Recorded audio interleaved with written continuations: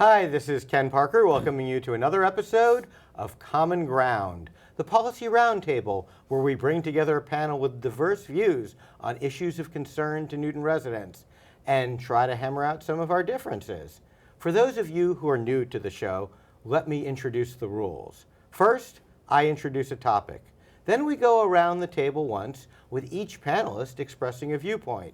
I then select the two panelists who are in the greatest degree of disagreement and give them the opportunity to speak directly to one another in hopes of finding some common ground. At the end of each segment, I give my assessment of how we did at finding common ground and put in my 2 cents on the topic. Today, I will have a pretty easy time picking the two panelists who disagree the most strongly for reasons that will immediately become obvious. We have some really interesting topics tonight and two fabulous panelists, including an experienced panelist and a first-time panelist. So without further ado, let me introduce tonight's panel. Tarik Lucas. Ken. Welcome back to the show. Tarik, how many times have you been on the show? More than 10. More than 10? Yes. So basically, we're going to have to put you on the mug soon, it sounds yes, like. that's right. That's when I know I have made it. You've made it. Yeah, that's, of all life's accomplishments, being on the Common Ground mug would have to be up there. Nobel Prize, Pulitzer, Common Ground mug, and then I think Emmy is next, right? Right after in the tier end. Yes, that's right. And so, Tarik, of course, you are a Ward 2 counselor at large, right. Ward 2 being Newtonville. At large, meaning they haven't caught you yet. That was my dad's joke about me when I was a alderman at large. Sure. He's like, they still haven't caught you, still at large? But at large, of course, means you're elected by the entire electorate in the city, even though you have to live in your ward. That's right. Your ward, of course, consists primarily of Newtonville. That's right. Yes. And you are on some committees at City Hall. You're on. I'm the vice chair of the Land Use Committee. I'm the vice chair of the Real Property Reuse Committee, and I serve on the Public Safety and Transportation Committee. So you've got a lot of vice in your. Yes, a lot of vice. And speaking of vice, I also am on the Police Chief Search Committee. And the police chief must be hiding behind the curtain somewhere. Yeah. You got to find. That police chief. So I'm also on that committee, and So. And of course, professionally, you work for that school no one's ever heard of across the river, Cambridge. It's an Ivy League school in Cambridge, and I've been working there for 16 years. And 16 years in 4 days, actually. So 16 years and 4 days. Don't want to forget those 4 days. Oh, 4 days, yeah. What kind of pin do they give you for 16 years? For my 10 and 15-year anniversary, I got a free pair of sunglasses. Oh, well, that's nice. They're generous. Yeah, they are. Well, wait, the same pair twice? No, different pair. Different pair. I probably should have got a different gift for my 15-year. You just like sunglasses a lot? I like them. I thought the ones at 15-year were going to be better than they actually were. Wow. I don't want to go down that rabbit hole. All right. So, and you work in the publishing department? Publishing industry, Harvard University Press. 16 years at the same job, same email address, same telephone number, same desk. So people know where to find you. They know where to find me. All right. Great. Yeah. Well, welcome back. And thank you for joining our table one more time. Yes. Another time. And there'll be many more this year, in this coming year. Perhaps the last time in 2024. Perhaps, yes. But and first-time panelist Dan Ruben. Dan, welcome to the show. Thank you, Ken. So Dan, you also have many hats, but one is that you're chair of what we used to call the Green Decade Coalition, but now it's just Green Newton. Now it's just Green Newton. Everything gets shorter. It used to be Kentucky Fried Chicken, now it's KFC, right? Everything. Easier to remember. Yeah, you can't really make it too short. Pretty soon it'll just be GD. GN, or Green Newton, right? Green Decade was founded in 1990 by Louise Bruin, with the notion that we would solve our problems in 10 years, within the decade. And that worked out great, and now there's no more problems, right? That's right. I love that optimism. Louise is always bubbly. And it was time to change our name. Yes, and it got changed a couple times. So then it was... No. Really? No? It was just straight to Green Newton after that. That's right. Tell me this. Tell me at least 3 of your other committees and commissions and titles you serve on. Okay, I'm the chair of Green Newton's Building Standards Committee. I'm on the leadership of Newton for Everyone.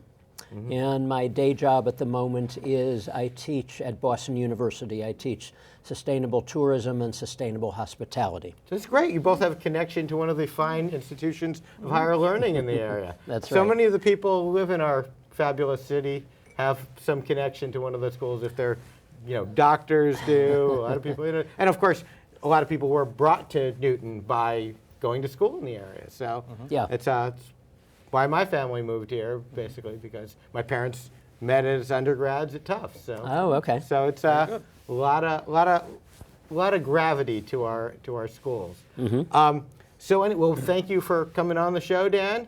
And so we are going to talk today about three things. First, we're going to talk, as we do every time there's a big national election, about the implications of that election for our little community here, the Garden City, as we like to call it. Then we're going to talk about something called Berdo. We've mentioned it before on the show. It is a ordinance, in other words, a local law that's currently being considered that would require energy efficiency standards in large buildings in the city, buildings over 20,000 square feet. And then finally, our third topic today is how we doing on housing in Newton. There's been, I think, broad consensus that our country and the Boston area could use some more housing.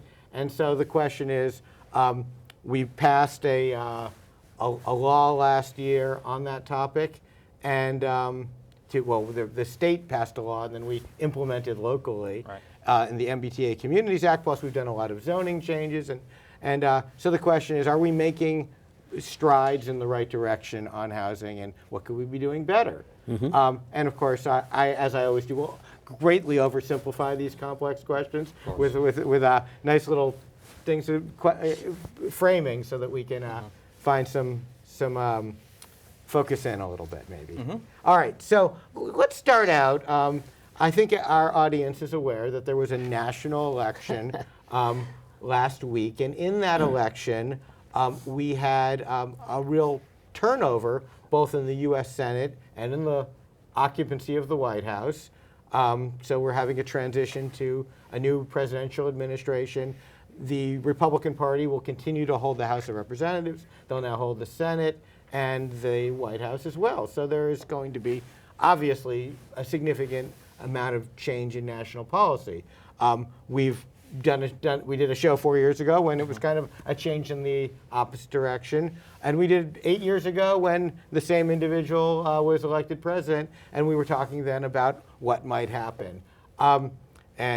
People who were not thrilled with it were trying to find some silver linings then. I'm wondering if our panel will, if to the extent that folks aren't thrilled with this election result, will find any silver linings now. So without further ado then, I'm going to ask Tarik, what does this election result mean for the city of Newton? Yeah, so just going back to last Tuesday, in that election, I went to bed at 11 o'clock that night, and I woke up at 7 o'clock the next morning. I checked my phone, and I saw that it was a good old-fashioned ass-whooping. The Democrats lost big. They lost the blue wall states in the north. They lost some other states. Just curious, you say they. Are you not Democrats. a Democrat? Yeah, Democrats. Are you instead of we? You don't affiliate yourself? Oh, okay. That way? Well, we, they. I'm just. Democrats lost big. They lost the blue wall states. They lost some other states that Biden won. The Senate has flipped. The reason why I ask is our audience might be curious. What is your party affiliation? Oh, I am a registered Democrat. Yes. Okay. And it was tough to watch because we have nonpartisan local elections. I know our People elections are nonpartisan, and I like that. But nationally, it was not a good night or a good election for Democrats. And what is the implication for the city of Newton? Yeah, obviously, if you're in Ukraine, you're probably sweating right now, thinking that Russia is going to have the green light from President Trump, President-elect Trump, to do whatever the hell they want, I believe were his words. So we'll see what I don't know what's going to happen. But here in Newton, let me put the question this way: we're in a blue state. Yeah. We have a Democratic governor, overwhelmingly Democratic House of Representatives and state Senate. Are we protected from what's happening on the national level? Or I should phrase even finer. To what extent are we immune and protected from that, and to what extent are we going to feel some changes, and will any of it be good? Yeah, well, Tarik. I'm going to rely on our leaders in the State House to make sure that we are quote unquote protected from the. Do you think they federal can government. protect us? I don't know. This is I'm going to rely on their leadership in that regard. But here in Newton, some things that I know might change or might get worse, and I'm talking about. The last few years, the MBTA has applied for an ASAP grant. That's an all-station accessibility program grant. And we had applied for those grants to get the money for the 3 MBTA commuter rail stations, Newtonville, West Newton, and Auburndale. Is that for ADA compliance? Yeah, to or? make them ADA compliant, and that which should have been done 30 years ago. Right. And the T has a backlog of maintenance that we all have read about. But I am concerned that there's going to be a new Secretary of DOT. Transportation. And You don't think know. Trump will keep Mayor Pete in that job? I don't think he's going to keep him. I think all cabinet leaders are going to go. And I don't know what's going to happen. Probably a safe bet. I don't know what's going to happen with that program. And if that program goes away, then we are definitely not going to receive any money from the federal government to upgrade our train station. So that's one thing, which I know, which everyone in Newton, whether you're for this or you're for that, we want modernized train stations. And it's MBTA property, but the MBTA has a backlog of maintenance. So what's going to happen? That's a very good, concrete, clear example. Anything else come to mind? That's the first thing that comes to mind. So that would be a bad consequence. That's a very bad consequence. Anything that would be good that would come out of this election? Anything that you... I can't think of anything right now on how it will affect Newton. That is my top priority. And we are working with Congressman Auchincloss, who used to be a Newton City Councilor. From Ward 2. Ward 2 at large. Yeah. In fact, you're his successor that's there. right, yes. So, he is working hard on that. That is a top priority of his, and it's just been made that much more difficult. So that's the first thing that comes to mind. Okay. Other things that come to mind might have to do with things with education, immigration. I'm going to wait and see how those play out, but those are things that might also be affected in Newton. Okay, well, that's quite a bit to get to wrap our minds around. Start out, Dan. What are your thoughts on how this might affect the city of Newton? I think it will affect the city of Newton badly. I think it will harm our ability to achieve our climate change goals. I believe that the federal incentives for solar, heat pumps, insulation, EVs are going to go away, and fewer people might get them as a result. Well, there'll be EV incentives just for Tesla, I believe. Perhaps. Perhaps. We'll see. I'm afraid that other aspects of environmental protection will go away. I worry that some, let's say, corporations will be able to pollute and get around the rules. I worry that the military will come after some of our citizens and deport them. I worry that we have a lot of jobs unfilled now in our community, and that could be more jobs unfilled in our community. Dan, just when you say our citizens, you mean you think the military will come after U.S. citizens? Let's not say citizens, our residents. There are people, that is a legitimate concern. Okay, well, let's say our residents. I worry that, some people, if Trump does what he says he's going to do, I worry that some of our residents might be taken away by the military.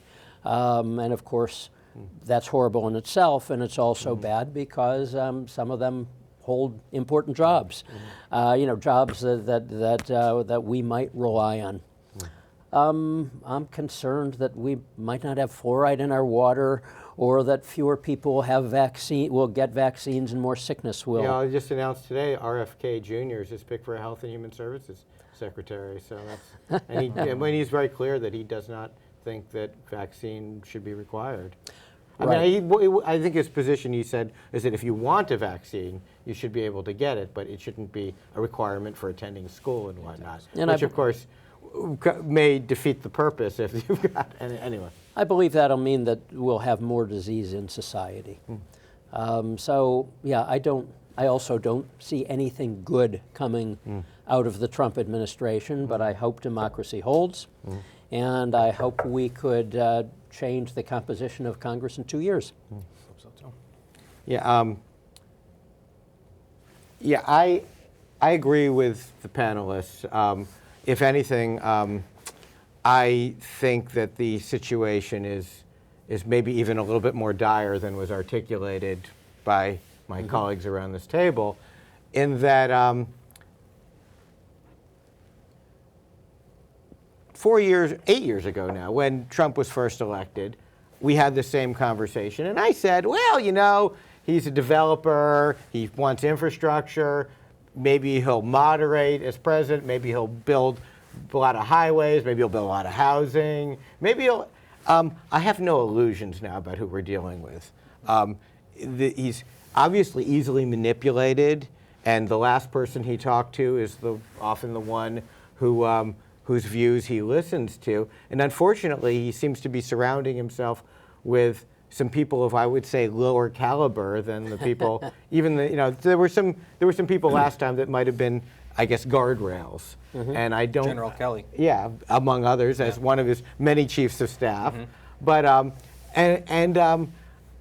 so I'm concerned. I mean, I do feel as though, the analogy, here's the analogy I'd use. In the democracy, I think of as like a child walking along a slippery walkway by a cliff, by the ocean, and up until now, we've said, oh, let's build some guardrails right along the side of that cliff, and let's stop the child from falling in to the ocean, and let's tell the kid, be careful, it's slippery here. Let's put up warning signs. And now what's happened, frankly, is the child has fallen in, and it's time we all have to jump in and try to save the kid. I mean, that's the level of jeopardy I think American democracy is in, because the institutions, democracy is not a thing you get and it just works on its own. It's not self-perpetuating. It requires constant maintenance. And I believe, was it Madison who at the Constitutional Convention say, when they drafted up the Constitution, founding fathers, you'll say, or it was Jefferson actually, I think, who said, what have you wrought? What have you done here? What have you given us? And he said, a republic if you can keep it. And we're at that point now where, I mean, as a lawyer, I think about the democratic institutions that make us a democracy, even a representative democracy, are under attack right now, and it's the deep state, right? It's the civil service, for example. It's the question of whether you have a leader who is a supreme leader and everyone must obey, and the courts have to get in line and Congress has to get in line. Those checks and balances only work if you don't have a cult of personality and if people are willing to risk the disfavor of the leader.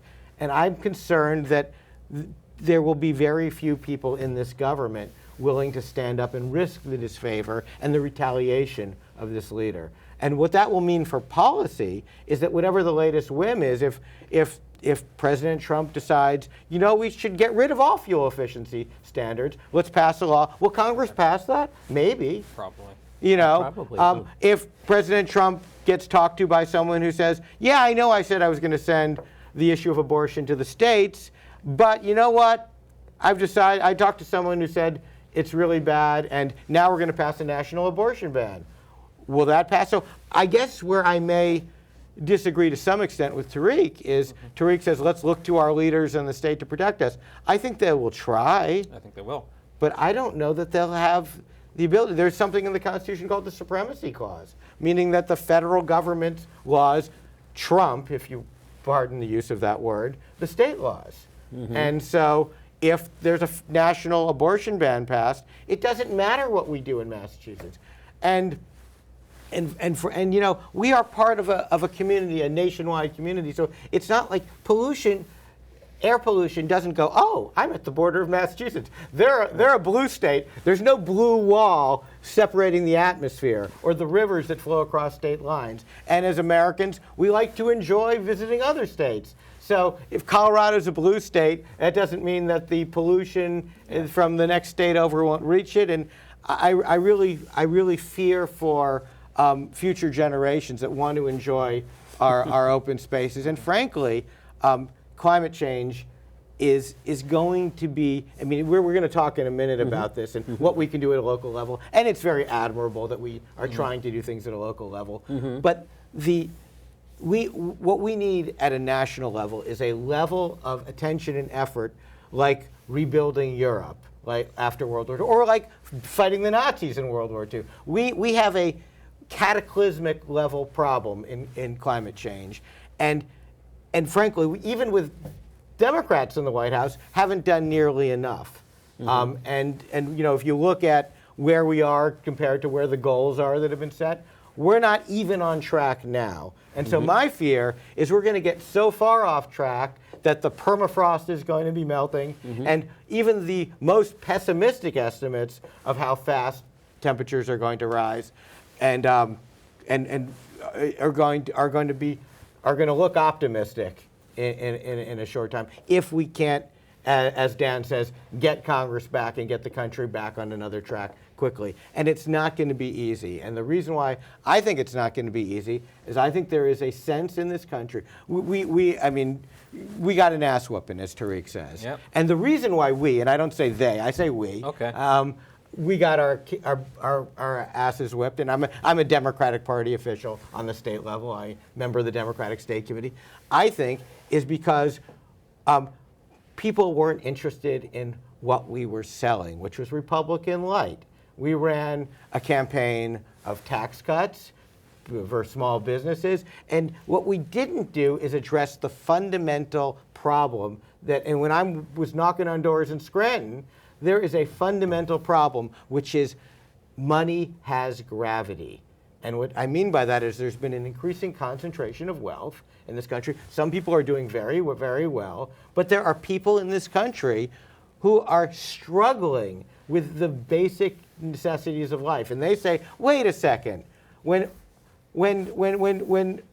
come I have to work harder and I'm making less money, and at the same time, we've got these illegal immigrants that are coming in, getting the health benefits, they're getting the jobs, and it's very easy to create, I mean, yes, it's scapegoating, but you wouldn't be able to do the scapegoating if we had done our job in the first place and reversed this trend of concentration of wealth among the very richest in this country. So I think that the Democratic Party, and again, we are going to need to fundamentally change our approach to poverty in this country, and to the working poor, and to the middle class, and the working class, and whatever you want to call it, so that we have to present a vision that people are going to be excited about. And we fundamentally failed to do that in this election. Talking to people, they heard Trump's Make America Great Again, and they heard Trump's blaming people for the problem. They didn't hear a solution or a vision from our side. And if we're going to win back the country, we can't afford just to be winning the purple states and the blue states and marginally. The Democratic Party needs a vision, I think, that's going to attract people in Iowa, in Nebraska, and in all these states. The Democrats need to win the way Reagan won. We need to win overwhelmingly in 2 years and in 4 years so that we can put the resources in to fixing these problems that there isn't a lot of time to fix. Anyway, I've taken up enough of the show's time about this, but I had to vent a little bit because I really feel like, we were salesmen without a product in this campaign. We weren't putting out there a vision of something that people were going to get excited about.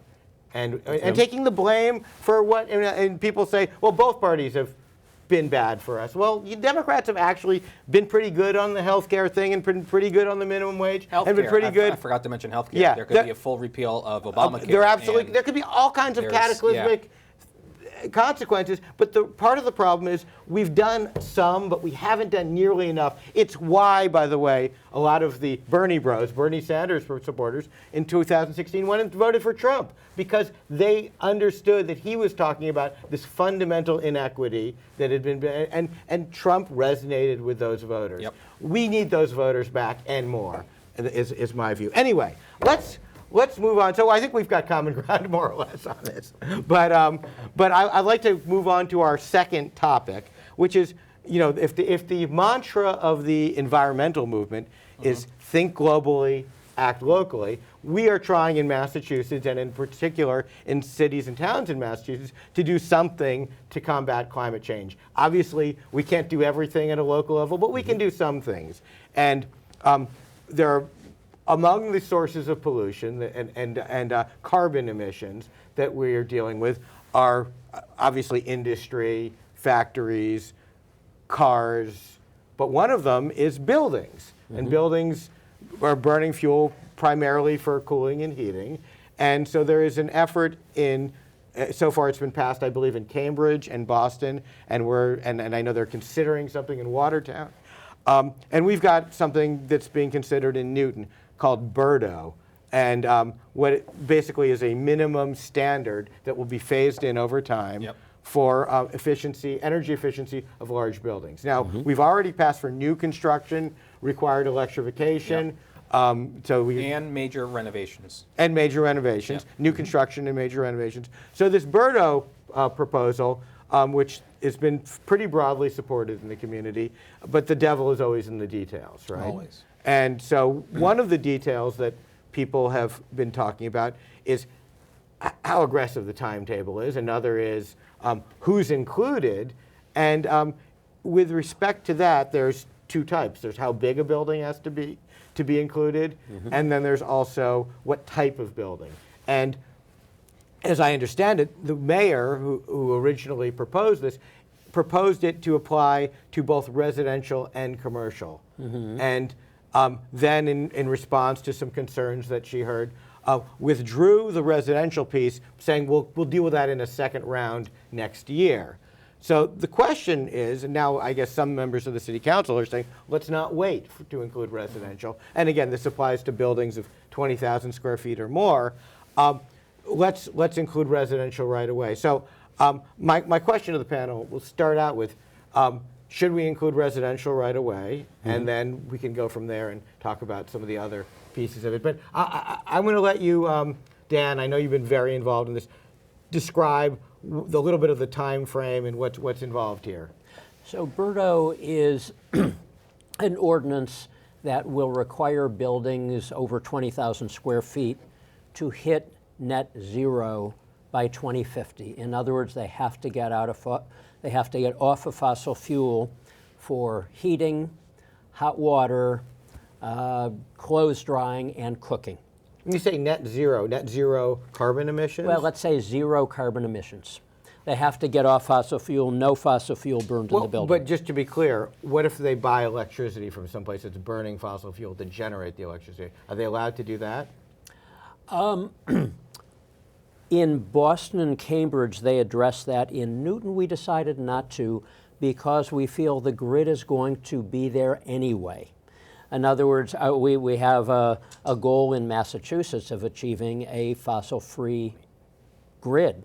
And so we said, why regulate that? It's already, just by buying electricity. So we're making the assumption that this electricity isn't going to be generated by coal-powered plants, which I say only a little bit facetiously, because of course, to quote our former and incoming president, I love coal, right? That was what he wants to bring back coal and generate more electricity by burning coal. Well, I think the president could do a terrible blow by getting in the way of offshore wind, which we plan to have as a big source of our renewable energy. Now, over 30% of our electricity right now is fossil fuel free. In Massachusetts. In Massachusetts. We're moving in that direction. So Newton decided, don't regulate purchasing renewable energy So, because got we're it. going there So anyway. by 2050, they'll need to be fossil fuel free. Pure means 100% electric. Right. So there are really two aspects to this. One aspect is hitting energy efficiency targets at various points. And the second aspect, in order to reach the goal in 2050, every such building has to electrify.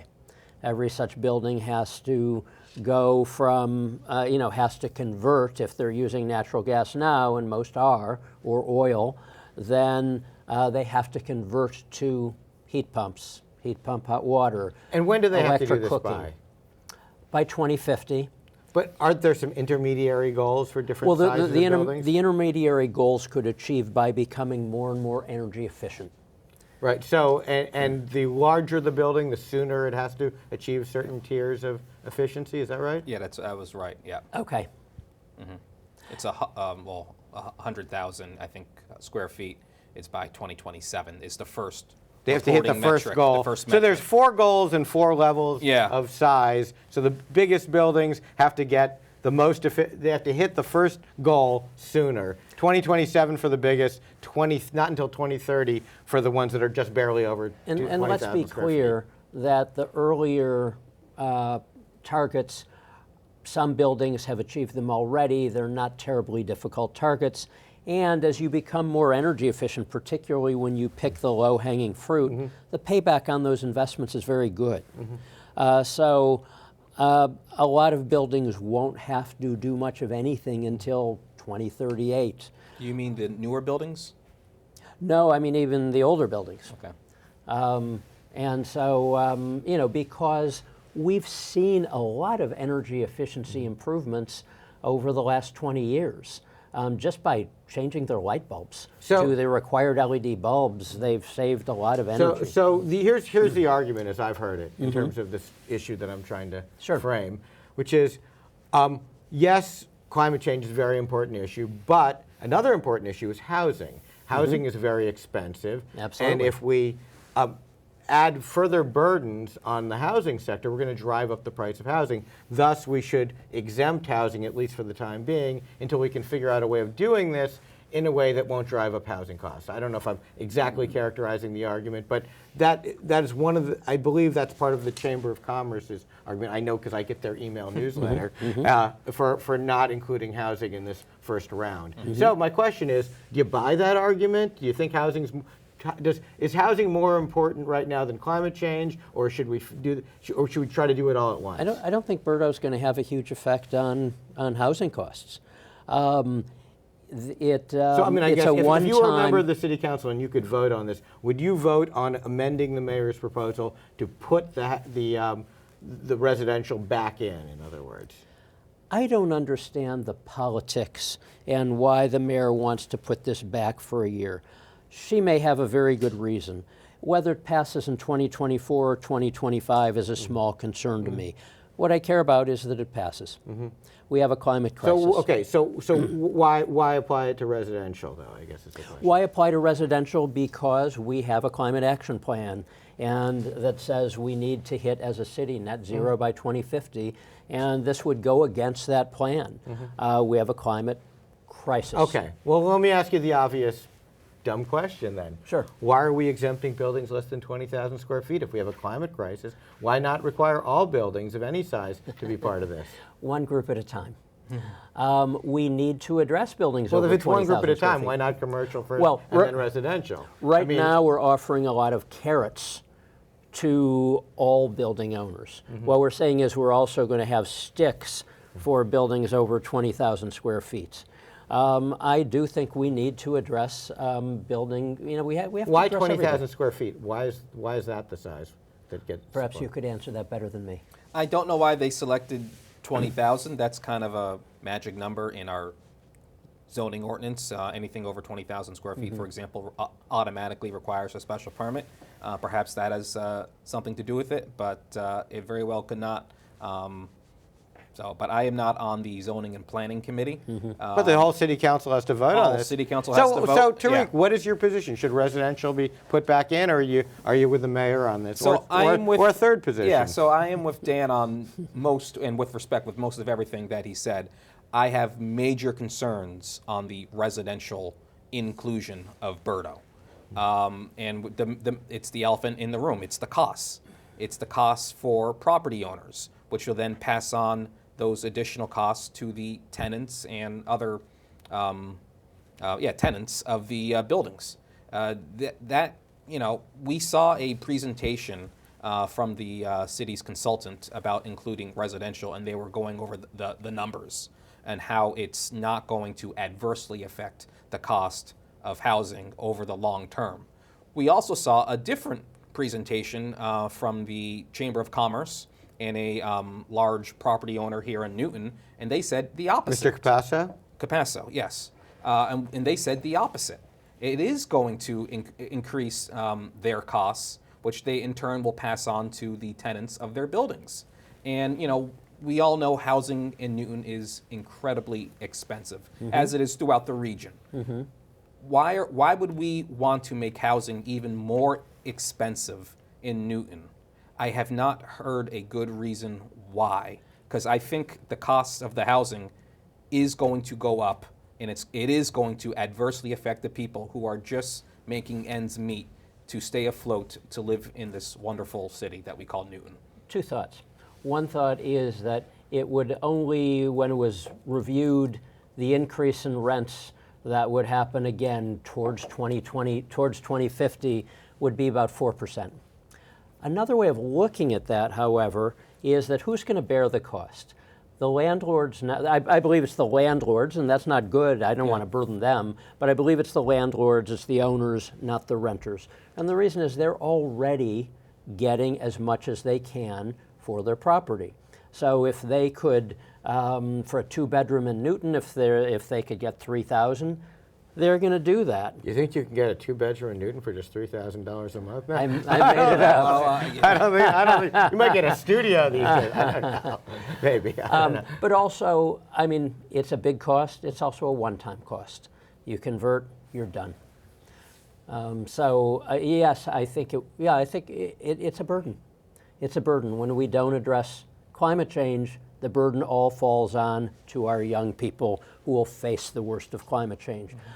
We have burdens if we're going to achieve climate change, if we're going to address climate change, if we're going to enable our young people to live long and good lives. We have to address climate change, and we have to take on some of these burdens. And yes, this is a burden.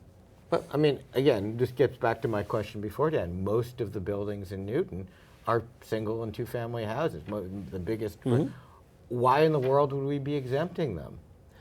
I think we need to develop a plan for them as well. As I say, there are a lot of. If we really by 2050 we want to get to zero carbon consumption in Newton, we can't ignore the vast majority of the properties, can we? So I have in my house taken advantage of the wealth of state and federal incentives to For go. now. For now. Yeah, federal, yeah. State incentives will continue. The federal might not.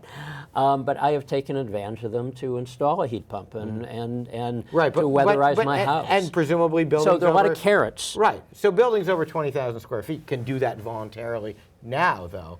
Right, owners what of we're saying buildings. is And over there are 20 some, they're LEED certified large buildings. But what I'm saying is, why, if we're putting a mandate in for the larger buildings, why does it make sense not to put it in for the smaller buildings too? That's what I'm asking. I think it's politically impossible right now. You think so? I do. Does smaller buildings? The smaller buildings. You're right. The single-family homes. You're right, yeah. But I believe that as climate change gets worse, as the Ashevilles and the Valencias get closer and closer to here, and as we see more migration from Florida because of insurance costs, as we see more homes fall into the sea, I think there will be increasing pressure to address all sectors, not just the big businesses. So yeah, I believe. Well, that'll be Tarik, are you coming. We're not ready for convinced? it now. We don't want to fall into the sea. Is that, Well, I'm still waiting for the Mass Pike to become all water, and then I'll have beachfront property. But I think if I was running Berdo, I get to vote on it. I don't get to administer it. The smart thing to do is to phase it in. So it would be not to include residential in Berdo right now in 2024, and perhaps to include it in 2025, 26, 27.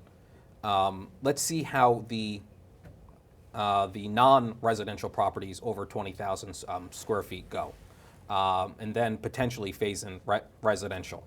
The other thing is the smaller buildings, assuming you don't live in a home over 20,000 square feet. Correct. Do you, Ken? I don't think you do. No? Okay, but the smaller homes, that is going to be a 20,000 tough. cubic feet, maybe. Okay, Yeah, I can cubic feet, yeah. Very good. Very good.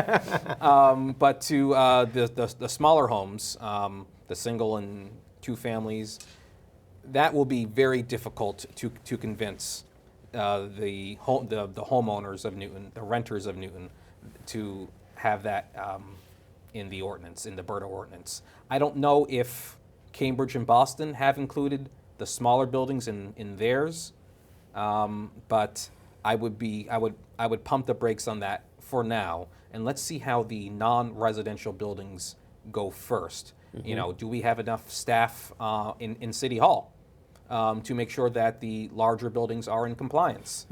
Do we have the right people in City Hall to make sure? I mean, there's just so many things that, I mean, quite frankly, I don't think we've had a robust conversation about.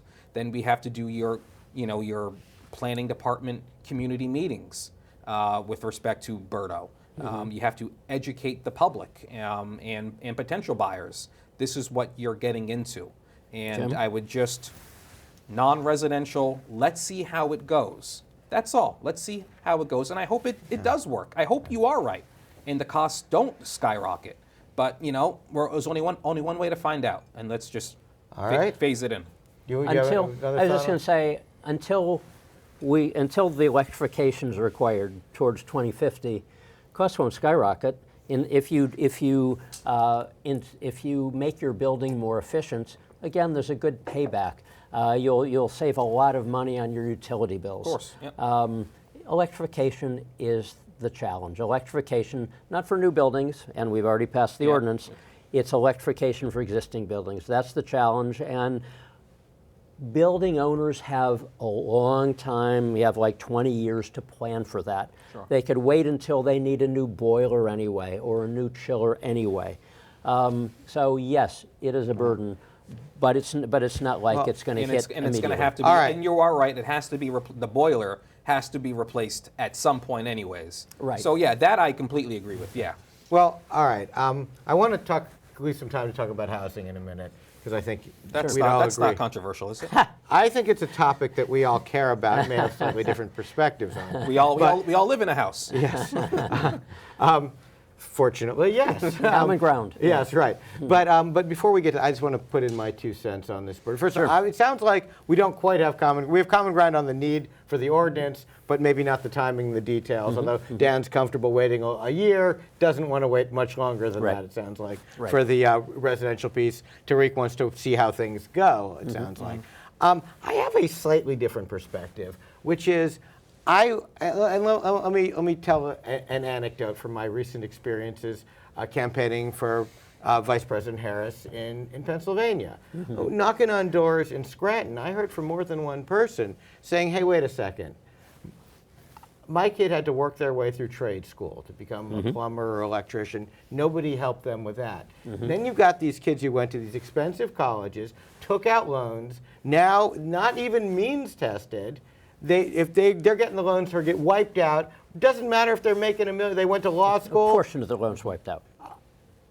A significant amount of money is being handed from me, my taxes, to these rich people. And so I worry about that same kind of inequity in saying, well, who lives in Newton in single-family houses, and who lives in apartments, okay, in these bigger 20,000 square foot buildings? Well, it tends to be the less affluent people who are going to be hit with the rent increases in the bigger buildings, and I do think that gets passed through, and there is some fungibility there. Okay, I don't, but go ahead. But it's not every building owner is charging the very maximum. Again, it's a combination. Some will be borne by the owner, some will be borne by the renter of that effect, and I don't think it's all one or all the other. That having been said, if we are exempting single-family homes, you've got people in these very beautiful, large, 4,000 or 5,000 square feet houses with lots of land, and so basically we're asking them not to do their part in fighting global warming. And I think we all need to do our part, and it's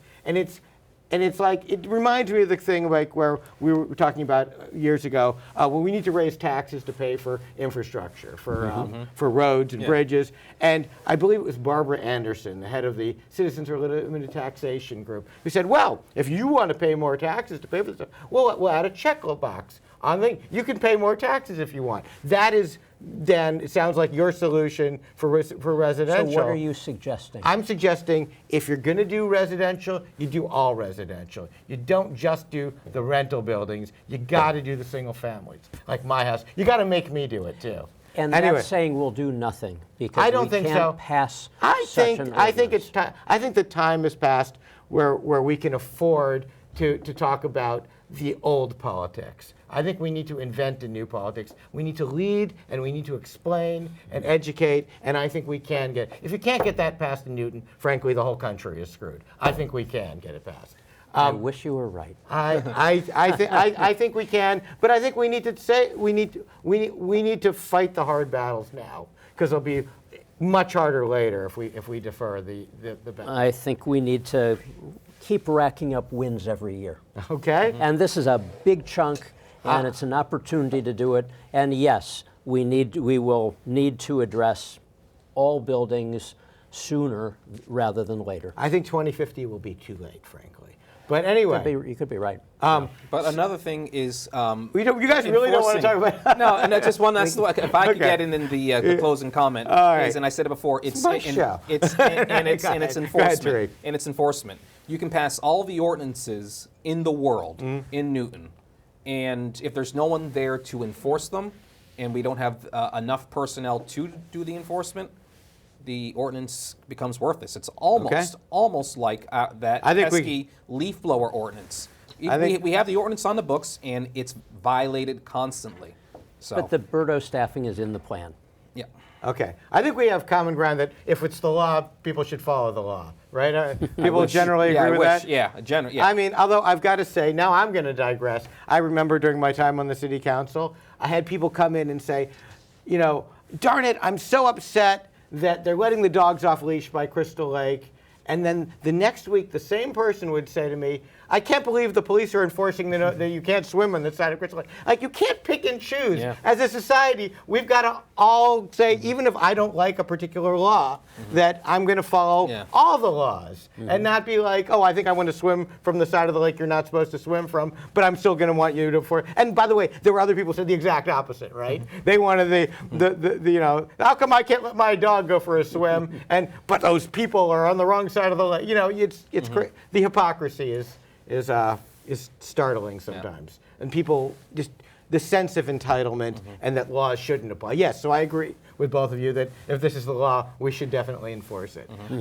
We don't have a lot. Housing is such a simple issue, right? Yeah. We could probably solve that one in about 3 minutes. Right? Sure. Because we don't have time to take the whole issue on right now, I want to just focus in on one thing that is before the city right now, which is, and I'm going to, Tarik, just to give you a heads up, you're going to get to go first on this one. All right, which is about a year ago, the city passed the MBTA Communities Implementation Ordinance. Yep. The MBTA Communities Act requires cities and towns to zone for a certain number of additional housing units. We did. There was a dispute as to internally how many we should do. Should we do the bare minimum? Should we do a little bit more than the minimum? Should we do a lot more than the minimum? We ended up doing a little bit more than the minimum. That we did. Barely. Okay, but we did. It was more. You 0.5% more than the minimum. Okay, right. We did more than the minimum. I'm going to push back on that when it's my turn. Okay. But putting aside whether we did more than the minimum or just the minimum, the point is we complied with the law. Yes. And now the state is saying, and one of the ways we complied with the law was to say we weren't going to require any parking for new residential units in these zones. We removed the parking requirement. No, we added it back in. In the VC3 for lots over. So for most of it, For most of it, there is no parking requirement. and only in the village center, In the VC3, there's a small parking right. requirement. But for no most parking requirement does not mean Okay, no let me- parking. Right. Right. Well, we can talk about that in a second. The question now is, the state has said they've got a couple technical things Yep. about our ordinance, but they said they said we are in compliance with an asterisk, which is they don't want us to have any restriction on retaining walls. That's right. And so the argument at first was, well, you need a retaining wall if you're going to have underground parking. And then we said, okay, well, there was some conversation between our planning department and the state. Said, all right, fine. Well, we can amend the ordinance to not require retaining walls where they're going to install underground parking. And the state said, no, that's not good enough. We just don't want any restrictions on retaining walls at all. And so that is currently what's pending before the city council, as I understand it. So Tarik, I'm going to let you go first. Should we bow to the state's will here and get rid of all retaining wall restrictions and let developers build whatever retaining walls they want, or is there some other is there some other position that you have? Oh, we don't have enough time to talk about this. Okay. But on retaining walls, should we or should we not? That's what you're asking. Yeah. I mean, I'm going to essentially pass on that question. Okay. Okay. And say the state needs to find a way to provide the funding for the train stations. That's what they promised us when we passed the zoning. I don't know if you all remember, but on the eve when we passed the ordinance, we got a letter from Representative Kay Khan, and we received a letter from the Secretary of Housing and Livable Communities, Ed Augustus. And I have that letter from the secretary right here. Okay. And he says, supporting more housing options is one of the important lenses, perhaps the most important, that the Healy-Driscoll administration considers when making transportation investments. We did pass the VCOD, and we did include the village of Auburndale in it, which, and by the way, the village of Auburndale does not count towards MBTA compliance, but we included it anyways because it was the right thing to do. Good. And we were. So are you saying you're disagreeing with it? We're only 0.5%. Oh, because obviously Auburndale doesn't count, but yet we included it too. We're way more than. That's what I mean. We went above. Mathematically, Yeah. you're absolutely correct. Auburndale to a small extent. Yeah, but we included it, and I am disappointed in the state that they were unable to acquire the federal funding, but they need to find a way.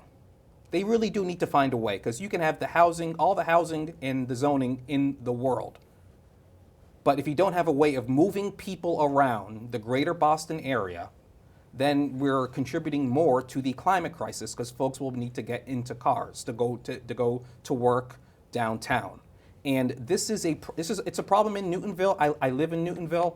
I know lots of folks who take the commuter rail. I know folks who cannot take the commuter rail because it's not accessible. All right. So that's where I'm at right now. Okay. So I want to see something All from right. the state. Tarik, you are a true politician. You've totally dodged the question, but that's fine. You answered your own question. Dan, I'll let you answer either question. You can answer about the retaining walls or talk about the MBTA, whatever you want to. Any point you want to make on this topic, or your own third topic. I don't know. Go wild. Certainly, I would love to see handicap accessibility, and I'd also like to see the the trains be able to go more often. Once we make the fixes. Sure. So yes, I very much want to see. So we have some common ground on that. We have point. common ground. Okay. However, we just added 95% of the people are not handicapped, and by adding housing near our MBTA stations, it very much helps with climate change and helps with mobility and only if reduces they traffic. actually use the. I use the train, the bus, and the subway because I'm fortunate to live in Auburndale and I could walk to all of them. And so I'd like to see more people be able to do that. I'd like to make one more point. When I go out to dinner, I go to Moody Street in Waltham. Good. It's cool. There are lots of restaurants. I'd like to see Newton have more vibrant village centers like that, or like Coolidge Corner. To have any village centers like that. So I like housing in our village centers in particular. Okay, well, you know, it's funny. I'm gonna say two things which are gonna sound like they're contradictory, probably, and then I'm gonna try to reconcile them in about 30 seconds. You are a lawyer. Yeah, right. Well, you're the politician here tonight, though, eh? But I used to be in those shoes. No, I can say whatever I want. I don't care. The first thing I want to say is, we in this country have an affordability of housing crisis. Yep. Okay, and it's an extreme crisis in the sense that in the last 5 years, from 2019 to today, the amount of income you need in this country, on average, to buy a house, assuming that 28% of your income is going to that purchase, has almost doubled from around 60,000 to over 100,000 now. And part of that, of course, is the cost of construction materials that resulted from the pandemic, costs of labor. Part of it is mortgage interest rates, but we have a real crisis. But I will also say we do not have a shortage of housing for rich people, of big houses. In fact, I think we have a surplus. I agree. And the approach we have taken in Newton in recent years is the same approach that Ronald Reagan wanted to take with respect to distributing wealth, which was trickle-down economics. What we have done historically in Newton is we've made it easier for developers to build whatever they want, and generally what they want to build is these bigger and bigger, more and more thousands of square foot houses, like right across from me in Newton Highlands on Walnut Street. Like what used to be a moderately sized two-family house got replaced with 2 monster snout house condos. We need the missing middle. Well, we need to incentivize smaller units. And there's a lot of ways of doing it. One simple way is say, you get a certain volume on this site. You can divide it into however many units you want. And you don't have to have a parking requirement, so you're near a T station, people can take public transit, and then you're incentivizing. You're not saying you get to build more if you build bigger. Right now, if you say you get to build a single-family house, what are they going to do? They're going to say, let me build a bigger single-family house so I can sell it for more money. We are not, our zoning approach in Newton is counterproductive to actually A, addressing climate change, and B, addressing the housing crisis, because we can have way more units and at a lesser environmental impact if we were smarter about it. And to me, this is the thing about, you know, we have a car-obsessed culture, and what the state is basically saying is, when we called it the MBTA Communities Act, we didn't really mean it. We throw our hands up. Everybody's going to have a lot of cars anyway. I think we need to push back on that. We are at the end of our hour, I see. That was quick. But yeah, time flies when you're having fun. But there's a lot more to talk about in house. Dan, I hope you'll come back. Thanks so much for coming. You're welcome, Tarik, Ken. great to see you. You've got, if this was your 11th, you need to get to that even dozen next time, right? Maybe before the end of the year, and we'll get you. That's right. When you get to 20, I think you get on the mug. I think you have to hit that. Sure. Right?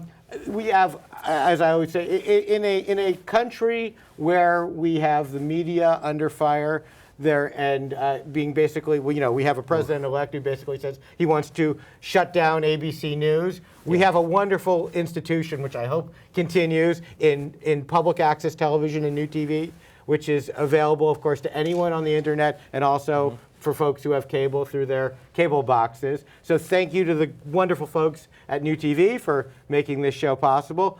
Thanks to our fabulous panelists. And thank you to everyone at home for watching. Please join us again next time, which would be the second Thursday of December. We'll have our next live show, on which we will attempt to find just a little bit more common ground.